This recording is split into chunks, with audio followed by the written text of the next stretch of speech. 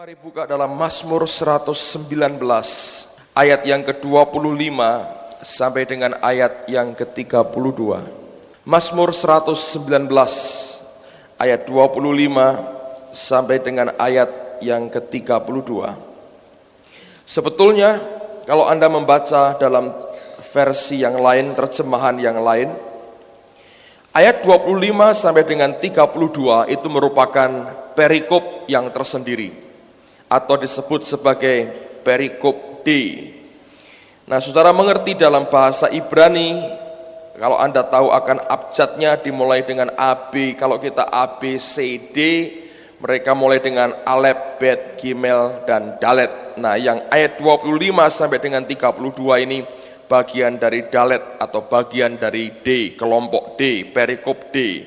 Saya akan bacakan dari ayat 25 sampai dengan 32, dan khususnya Anda perhatikan nanti pada ayat yang terakhir.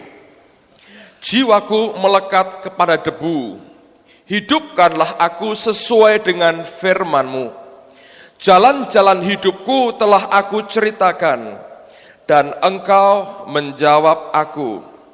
Ajarkanlah ketetapan-ketetapan-Mu kepadaku, buatlah aku mengerti petunjuk titah-titah-Mu, supaya aku merenungkan perbuatan-perbuatan-Mu yang ajaib. Jiwaku menangis karena duka hati, teguhkanlah aku sesuai dengan firman-Mu. Jauhkanlah jalan dusta daripadaku, dan karuniakanlah aku Taurat-Mu. Aku telah memilih jalan kebenaran, telah menempatkan hukum-hukum-Mu di hadapanku. Aku telah berpaut pada peringatan-peringatan-Mu. Ya Tuhan, janganlah membuat aku malu. Lalu perhatikan pada kalimat yang terakhir dari perikop ini, pemazmur berkata, Aku akan mengikuti petunjuk perintah-perintah-Mu, sebab Engkau melapangkan hatiku. Saya mau ulang lagi pada ayat yang terakhir dari perikop ini, pemazmur berkata, Aku akan mengikuti petunjuk perintah-perintah-Mu, sebab Engkau melapangkan hatiku. Nah, dalam terjemahan yang lain dikatakan begini, I will run the way of thy commandment. Aku akan lari pada jalan perintah-perintah-Mu. Dan dikatakan apa? Because my heart is free. Karena apa? Karena hatiku itu bebas, hatiku merdeka, maka aku akan lari pada jalan perintah-perintah-Mu. Pemazmur tidak hanya berjalan pada perintah Tuhan, tapi dia berkata, aku akan berlari pada jalan perintah-perintah-Mu, because my heart is free. Moffat Bible menerjemahkan, I will run the way of thy commandments. Aku akan lari di jalan perintah-perintah-Mu, as thou do open up my life. Sebagaimana Engkau telah membongkar akan hidupku. Saudara, kalau kita merenungkan satu ayat ini saja, sebetulnya kalau kita mengizinkan Roh Tuhan mengajar kita, ada banyak hal yang luar biasa yang Tuhan ajarkan. Nah, oleh karena itu saya mau sampaikan dari dasar pijakan ayat ini selama 2 kali berturut-turut, mulai hari ini dan minggu depan, kalau Tuhan izinkan, untuk kita bisa melihat semua dan segala sesuatu yang ketika saya buka ayat ini, Tuhan mengajar begitu banyak. Nah, dengarkan baik-baik. Pemazmur berkata, aku bukan sekedar berjalan atau merangkak atau meniti di jalan perintah-perintah-Mu. Dia berkata, I will run, aku akan lari di jalan daripada perintah-perintah-Mu. Nah, bagaimana dia berani berkata, aku bukan hanya berjalan, aku bukan hanya merangkak, aku bukan hanya meniti, tapi aku berani lari. Dan dia berkata, because my heart is free. Nah, Moffat Bible menerjemahkan, aku akan lari pada jalan perintah-perintah-Mu, sebagaimana oleh karena Engkau telah open up membuka, membongkar akan hidupku. Nah, dengarkan baik-baik saudara. Kalau hati kita merdeka, kita akan mampu berlari pada jalan perintah-perintah Tuhan.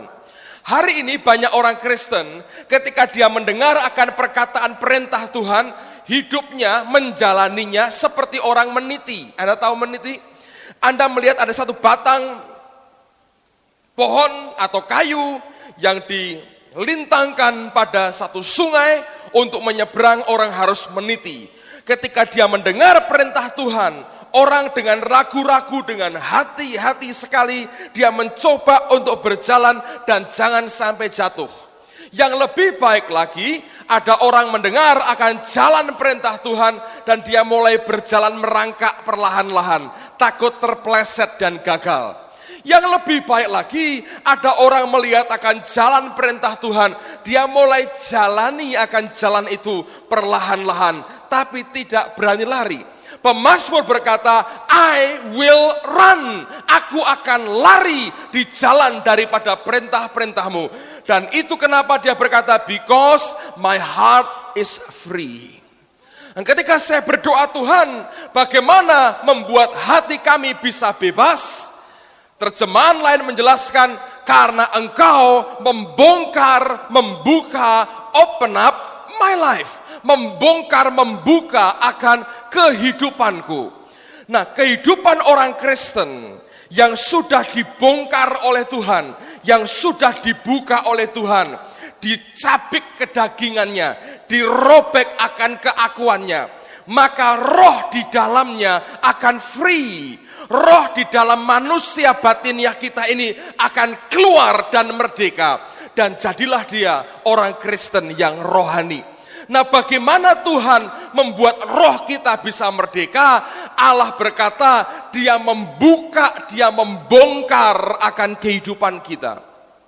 Nah, banyak orang Kristen yang tidak pernah mengerti bahwa Allah senantiasa dan terus-menerus mengerjakan pembongkaran dalam kehidupan kita. Watchmeni berkata begini, saudara. Dia berkata, mengapa ada banyak orang Kristen yang tidak mengizinkan Tuhan membongkar akan hidupnya atau meremukkan hidupnya, istilahnya. Yang pertama, karena dia tidak tahu sebetulnya bahwa Allah sedang mengerjakan itu. Artinya begini, orang Kristen ini tidak ngerti segala sesuatu yang Allah izinkan dalam hidup kita terjadi itu atas izin Tuhan dengan maksud untuk open up, membuka, membongkar akan kehidupan kita. Saudara, setiap hari engkau berhadapan dengan masalah, utang yang belum terbayar, masalah dengan keluarga, masalah dengan tetangga, dengan anak, dengan suami, dengan istri, segala macam urusan yang hari ini engkau hadapi. Masalah studi, teman hidup, calon mertua yang rewel, segala macam yang engkau hadapi. Dari A sampai Z engkau berurusan dengan banyak hal. Orang Kristen yang tidak sadar bahwa di balik semuanya itu ada tangan Tuhan yang ikut bekerja untuk meremukkan, membuka, membongkar kedagingan kita, akan jadi orang Kristen yang mengeluh, yang berkata, kenapa gua mengalami begini, kenapa saya gak pernah selesai persoalan saya capek, saya jenuh, kenapa begini, ngomel terus, tanpa pernah sadar bahwa di balik semua itu ada tangan Tuhan yang sedang open up our life, membuka, membongkar kehidupan kita. Nah, yang kedua adalah orang Kristen itu ketika Allah mulai bekerja terlalu cinta dirinya sendiri. Ada bentuk pengasihan terhadap diri sendiri yang begitu berlebihan sampai tidak mengizinkan Allah membongkar, mengerjakan, meremukkan akan kedagingannya. Ingat saudara, segala sesuatu yang diizinkan terjadi dalam kehidupan kita, itu punya maksud Tuhan untuk membongkar, open up, membuka akan kehidupan kita, supaya kita bisa berkata, my heart is free.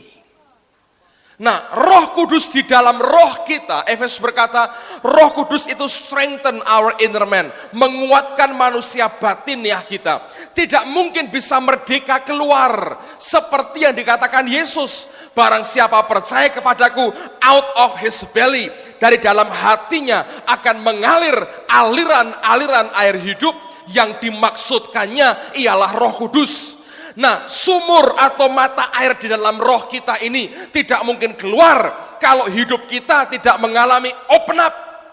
Kalau hidup kita tidak dibuka, dibongkar oleh Tuhan.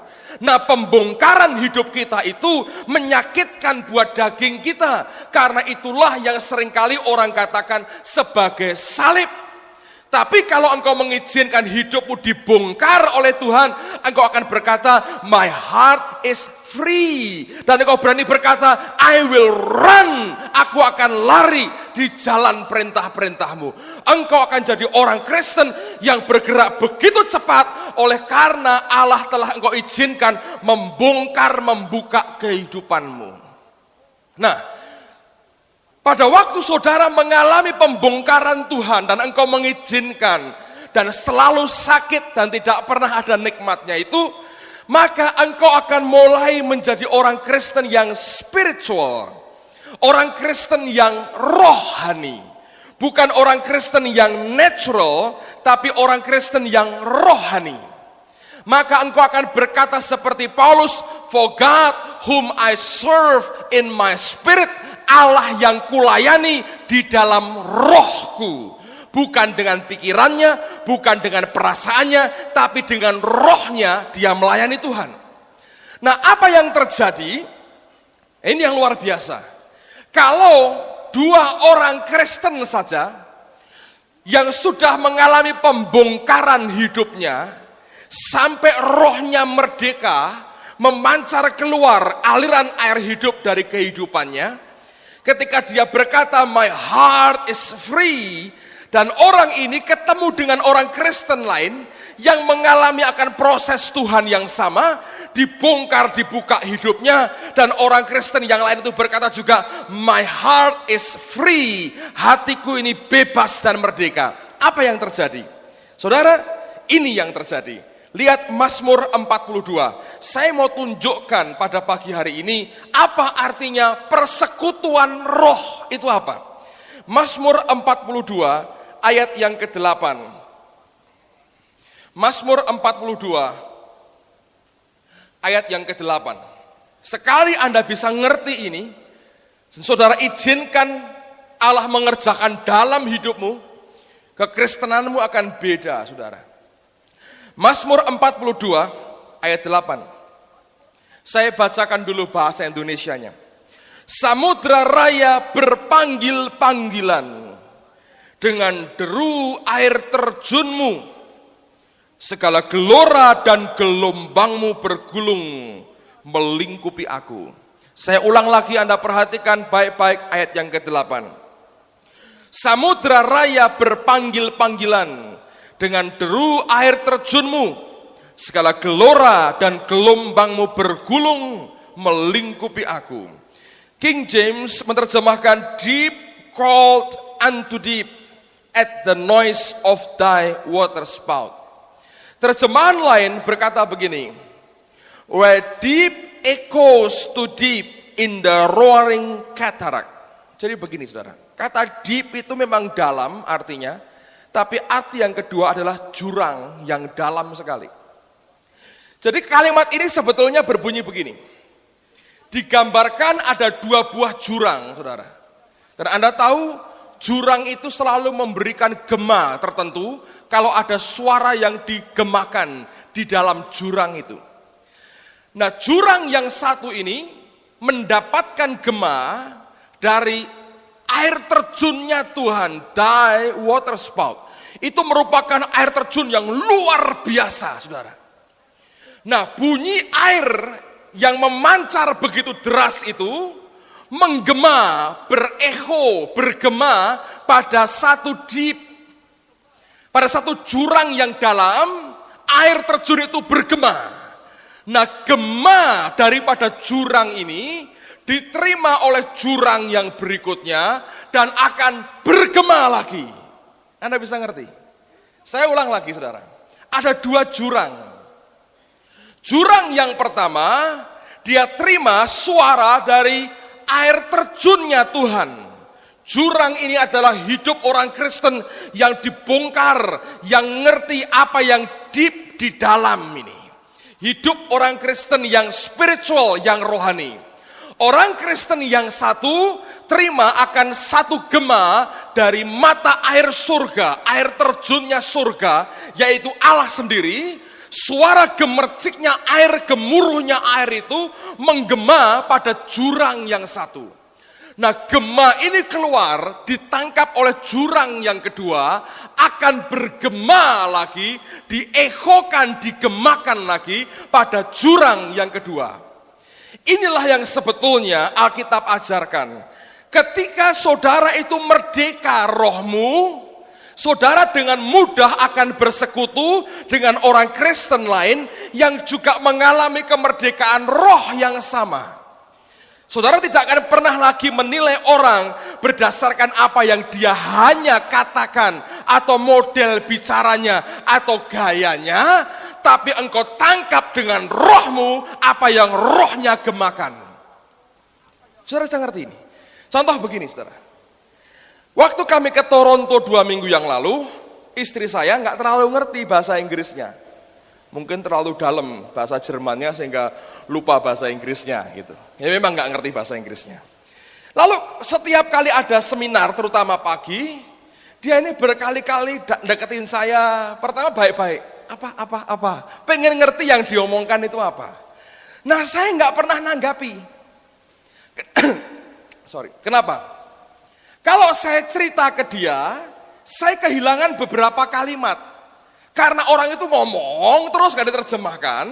Akibatnya kalau saya mulai ngomong ke istri saya, konsentrasi saya ke mimbar buyar, saya nggak tahu dia ngomong apa setelah itu. Karena saya menjelaskan kepada istri saya. Lalu karena saya diamkan, dia jengkel.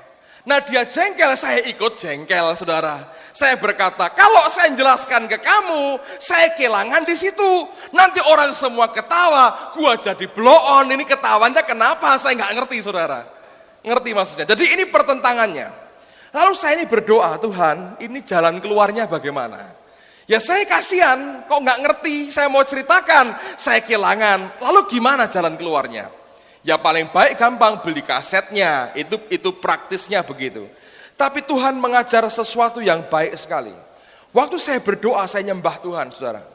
Tuhan berkata begini, Tuhan itu menunjukkan kepada saya betapa dia mengasihi istri saya itu luar biasa. Lalu dia berkata begini, beritahu dia, tidak usah pikirannya mengerti apa yang orang lain katakan. Kalau dia mau terima apa yang aku beri, tangkap dengan rohnya. Itu soal roh dengan roh, tangkap tanpa lewat pikiran. Lalu saya beritahu dia, ini soal roh dengan soal roh. Tapi itu bukan karena excuse saya, bukan karena alasan saya gak mau nerjemahin dia, saudara. Karena Tuhan ngajar begitu, dia langsung ngerti apa yang dimaksudkan. Dan sungguh selama beberapa hari itu dia terima begitu banyak dari Tuhan. Walaupun tidak ngerti yang diomongkan apa. Makanya beberapa teman ditanya, kamu dapat apa di Toronto? Mereka hanya bisa tertawa. Karena teachingnya, pengajarannya segala macam, tidak seluruhnya bisa ditangkap.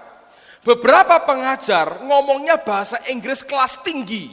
Bayangkan kalau seorang doktor, saudara, doktor teologi yang ngomong, itu kalimat-kalimatnya bukan kalimat Inggris biasa. Tidak semua bisa nangkep penuh, tidak bisa. Tetapi semua yang mampu menangkap dengan roh, dia akan terima apa yang roh beri. Deep called unto deep. Jurang yang satu menggemakan akan sumber air yang kuat dari Tuhan.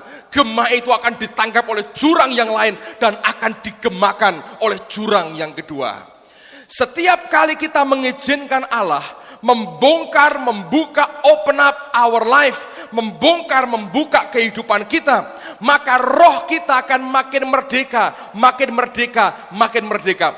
Begitu rohmu itu merdeka, engkau ketemu dengan orang Kristen lain yang rohnya merdeka, engkau dengar beberapa kata, kalimat yang diucapkan orang itu, segera engkau tahu itu memberi makan rohmu, engkau tiba-tiba puasnya luar biasa. Tapi kalau orang Kristen masih melihat begini, dia sharingnya nggak bagus nih, ngantuk nih, kalimatnya begitu-begitu, membosankan. Anda sebetulnya sedang terima hal rohani lewat pikiranmu, bukan lewat rohmu.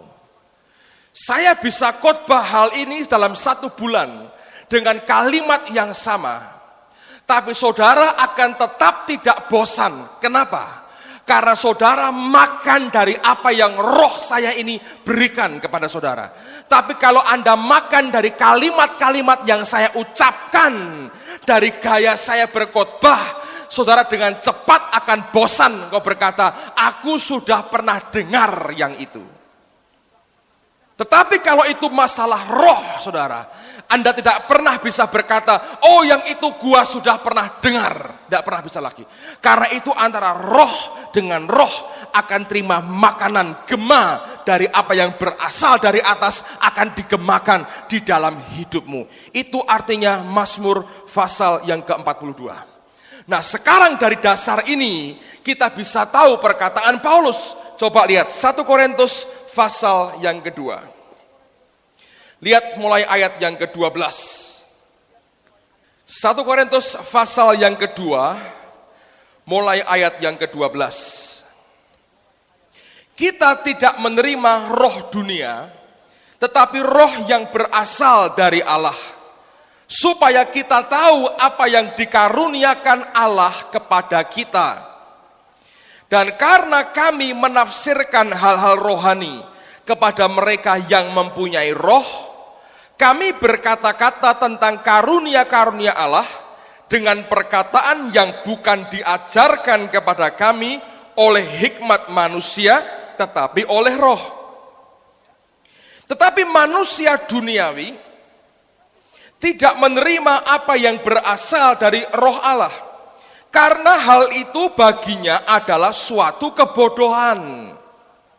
Ya tadi saya ceritakan, kalau nggak ngerti bahasa Inggrisnya kok nangkap sesuatu, itu bodoh sekali. Nggak usah pergi, kamu kan nggak bisa bahasa Inggris. Khotbahnya apa kamu nggak tahu, kebodohan. Buat Kristen yang duniawi, yang natural, itu kebodohan seperti itu.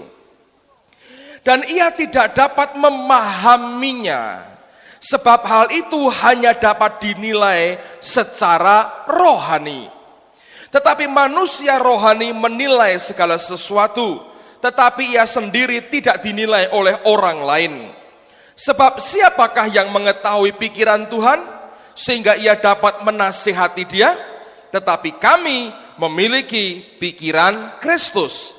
Terjemahan lain berbunyi begini, which thing also we speak, hal-hal yang kami bicarakan, not in words, bukan dalam kata-kata, which man's wisdom teach, yang diajarkan oleh hikmat manusia, but which the Holy Ghost teach, tapi yang diajarkan oleh Roh Kudus.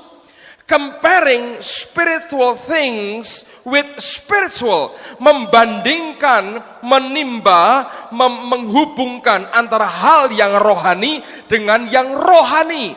Terjemahan lain berbunyi, explaining spiritual thing to spiritual men, menjelaskan akan hal yang rohani kepada manusia rohani, bukan kepada manusia yang jiwani, tapi yang spiritual, yang berkata my heart is free, yang berkata Allah telah open up my life, Allah telah membuka hidupku, dan orang itu berkata my heart is free, hatiku itu bebas. Orang yang spiritual, Paulus berkata explaining spiritual things to spiritual men, menjelaskan hal-hal yang rohani kepada manusia yang rohani.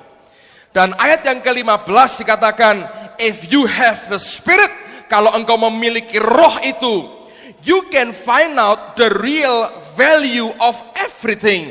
Engkau bisa menilai akan nilai yang sebenarnya dari segala sesuatu. Segala sesuatu engkau bisa lihat, engkau bisa cek, engkau bisa nilai seperti Allah menilai. But his own true value, no unspiritual man can see. Tapi orang yang rohani, nilai yang dia miliki, tidak ada orang yang tidak rohani yang mampu untuk bisa melihatnya. Saudara akan disalah mengerti orang. Engkau berkata ini berharga sekali, orang berkata itu bodoh. Nah itu persis dengan perumpamaan hal kerajaan surga. Ada orang mencari mutiara yang berharga, seorang pedagang mencari mutiara berharga. Ketika dia temukan, dia jual seluruh harta miliknya untuk mendapatkan mutiara itu. Orang duniawi berkata itu kebodohan. Lah lu makan apa? Kalau modalmu engkau jual semua, hartamu engkau jual semua, engkau makan apa? Tapi orang yang spiritual, dia tahu the real value of everything. Dia tahu akan nilai yang sebenarnya dari segala sesuatu, terutama yang berasal dari Allahnya. Anda bisa ngerti ini, saudara? Nah, sekali lagi saya mau katakan, kalau engkau mengizinkan Allah itu open up, membuka akan hidup kita. Lalu kita bisa berkata, my heart is free. Ketika hatimu bebas, engkau ketemu dengan orang Kristen lain yang bebas, maka gema dalam rohmu akan bergema dalam rohnya orang. Dan pada waktu itu engkau bisa berkata, explaining spiritual things to the spiritual man, kepada orang yang rohani. Engkau bisa ngomong hal rohani, beberapa kalimat saja tiba-tiba memberi makan begitu banyak kepada orang. Saudara, ini yang menarik. Banyak orang Kristen membaca buku rohani. Saya suka baca buku rohani, tapi saya juga lihat banyak orang Kristen lain mulai suka baca buku rohani. Yang saya perhatikan, sebagian besar membaca dengan knowledge-nya, dengan pikirannya. Kalau saudara membaca dengan rohmu, apa yang manusia rohani itu coba ajarkan kepada saudara. Saudara, mungkin tiba-tiba dalam satu kalimat engkau akan berhenti. Dan kalimat itu akan begitu hidup, berbicara begitu banyak. Segera engkau tutup bukunya, engkau berkata, Tuhan, hari ini engkau beri aku makan dari roh orang ini. Dari kalimat yang dia tulis, itu menjabarkan, mewakili akan kekayaan rohani yang di dalamnya. Dan tiba-tiba engkau kenyang, engkau puas sekali. Sekalipun pikiranmu tidak bisa menangkap seluruhnya, tapi beberapa kalimat itu membuat engkau begitu puas dan engkau bisa begitu kenyang. Saudara, kalau hal ini terjadi, nah apa yang kemudian jadi akibat? Kalau orang yang bebas ketemu dengan orang yang bebas. Bayangkan, kalau gereja ini diisi dengan beberapa orang yang bebas, hamba Tuhannya bebas, pemain musiknya bebas, apa yang terjadi, saudara? Lihat 1 Korintus pasal yang ke-16 ayat yang ke-18. 1 Korintus pasal yang ke-16 ayat yang ke-18 dikatakan, karena mereka menyegarkan rohku dan roh kamu. Hargailah orang-orang yang demikian. Yang disegarkan itu rohnya. Comparing spiritual thing with spiritual. Explaining spiritual things to the spiritual man. Ketika engkau jadi orang Kristen yang rohani, yang mengalami pembongkaran dalam hidupmu, yang membuat rohmu bisa bebas, tidak lagi ada sekat yang menghalangi rohmu bebas. Engkau mengizinkan semua keadaan sekitar, semua himpitan, semua tekanan itu makin membuka akan hidupmu, membongkar hidupmu. Ketika engkau terima perkara-perkara rohani, engkau kedatangan orang yang juga rohani, rohmu akan disegarkan. Setiap kali engkau akan pasti kumpul bersekutu dengan orang yang terbuka juga rohnya.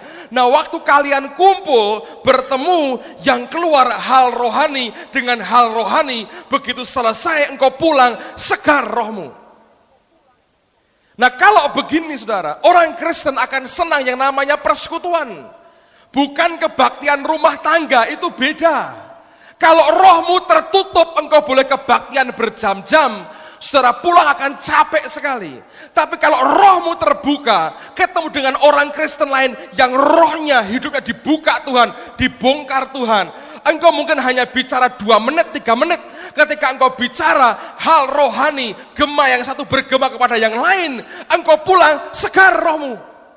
Engkau pulang dengan pewahyuan yang penuh sekali. Engkau pulang dengan berkat blessing yang luar biasa. Indah sekali, saudara. Satu kalimat engkau dengar dari orang yang rohani, engkau bilang, oh iya. Langsung ya. Engkau pulang, engkau dipenuhi dengan pewahyuan Tuhan, engkau akan buka Alkitab, engkau berkata, iya, ini dia.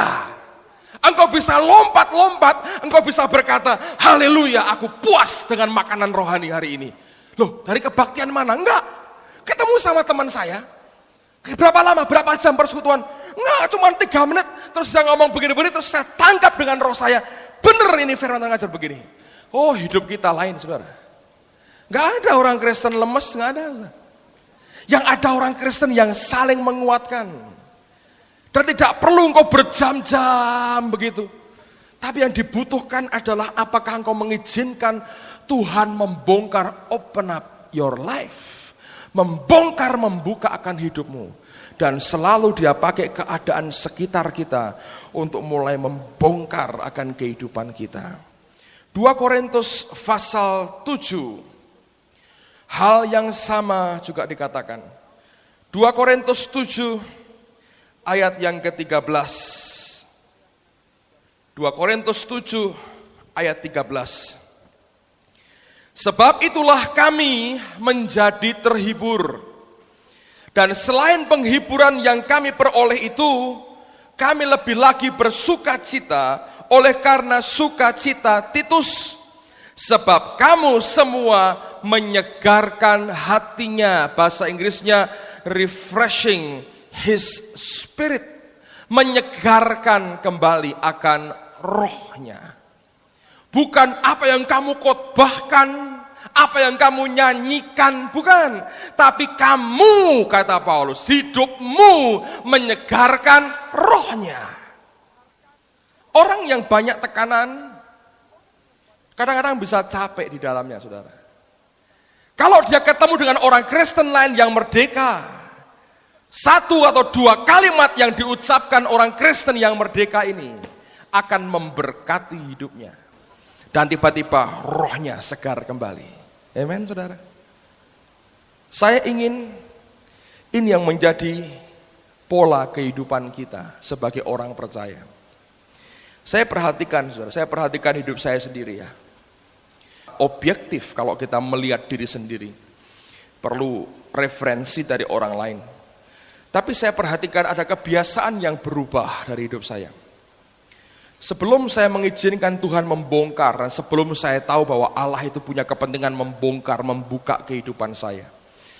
Dan selalu itu lewat semua yang di sekitar kita.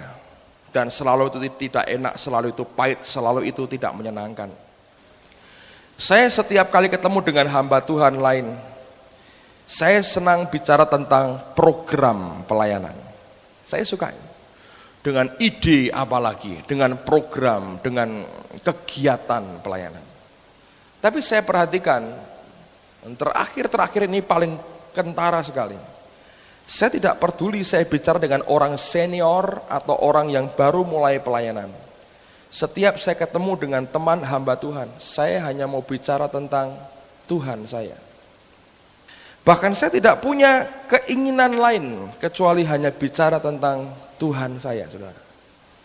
Beberapa minggu yang lalu ada seorang telepon saya dari Jakarta.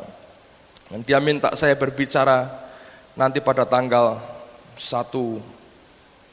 Dengerin kaset saya, dan setelah itu kamu kenali Tuhanmu lebih baik lagi.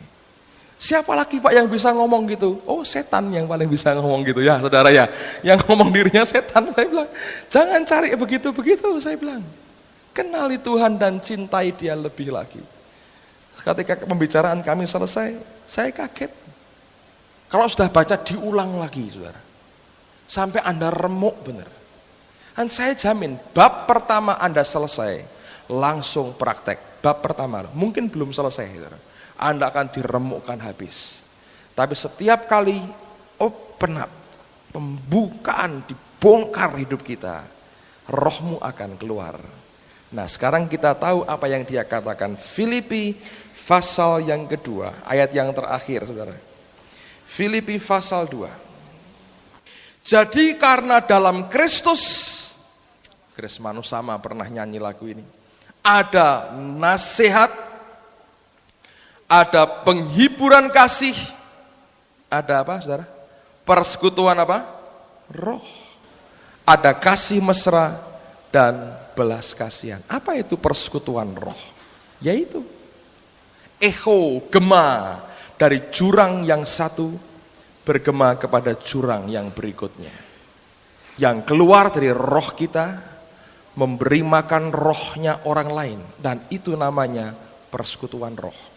Kenapa banyak kali orang Kristen berdoa tapi tidak sehati? Watchman berkata, karena mereka berdoa dengan pikiran mereka masing-masing. Dan sangat tidak mungkin menyatukan dua pikiran manusia berbeda, disatukan total tidak pernah bisa.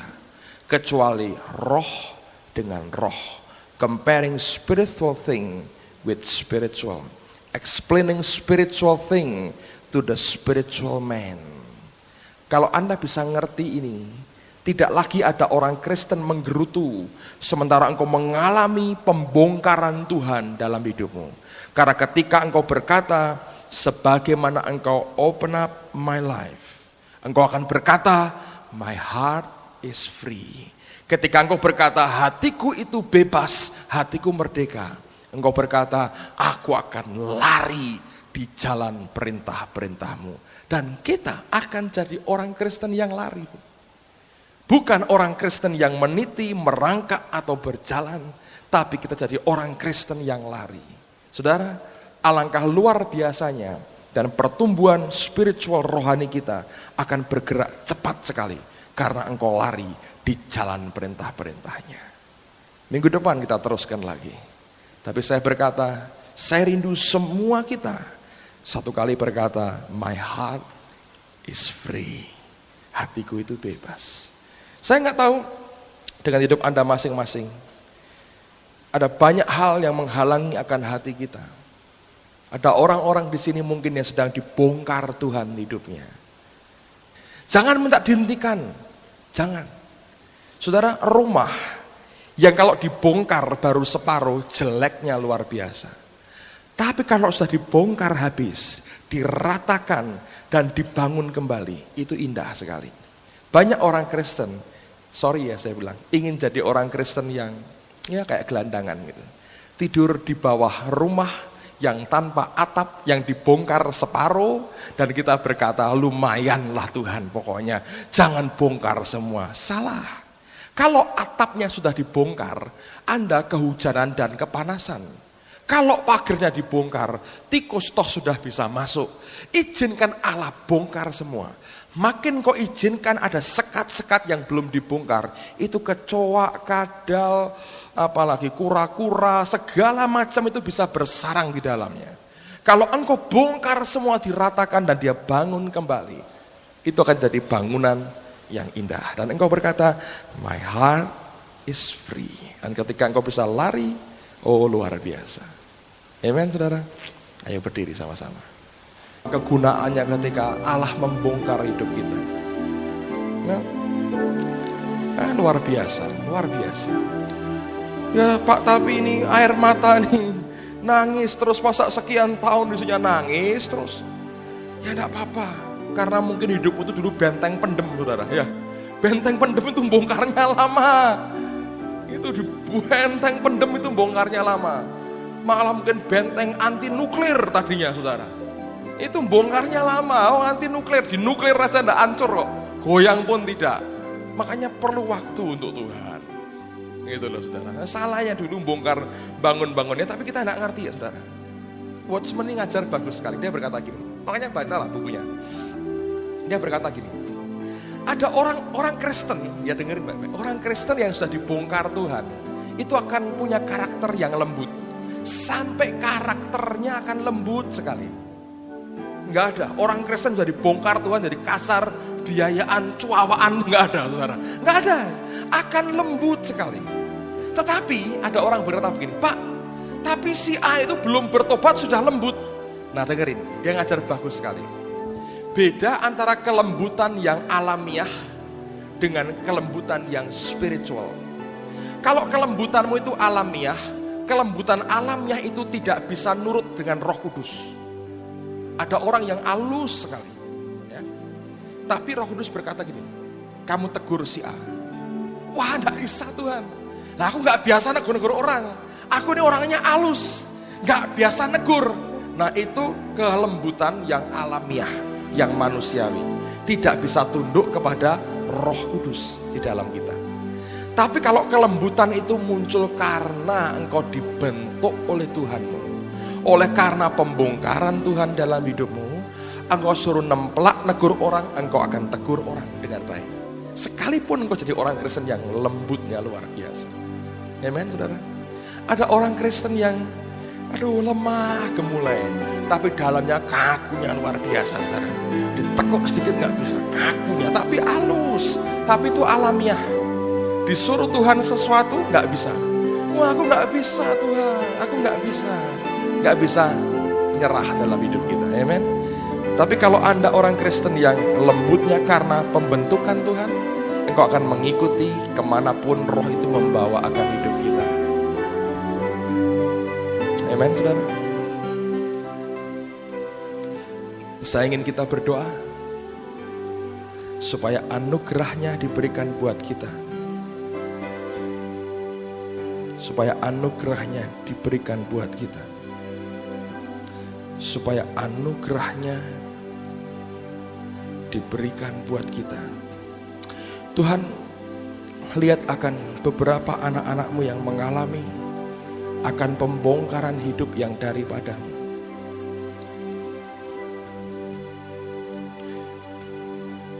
Hamba berdoa berikan kekuatan yang baru kepada mereka. Berikan kekuatan yang baru kepada mereka. Supaya sebagaimana Engkau open up our life. Ketika Engkau mulai membongkarakan hidup kami.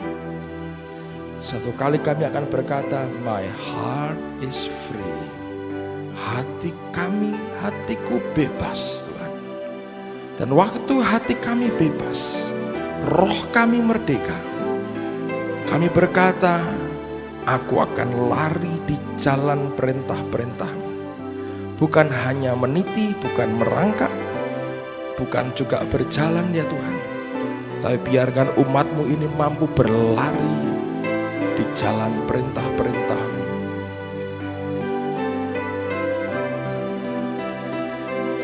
Jesus.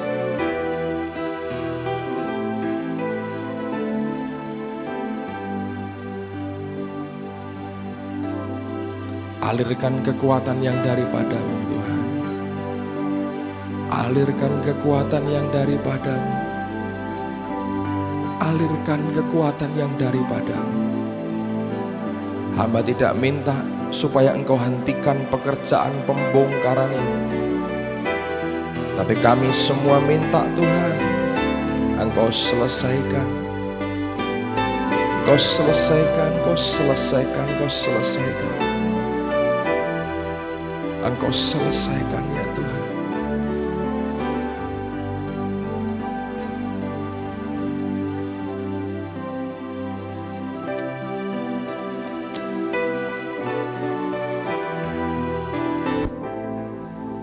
Saya mau ajak naikkan satu pujian baru. Shine.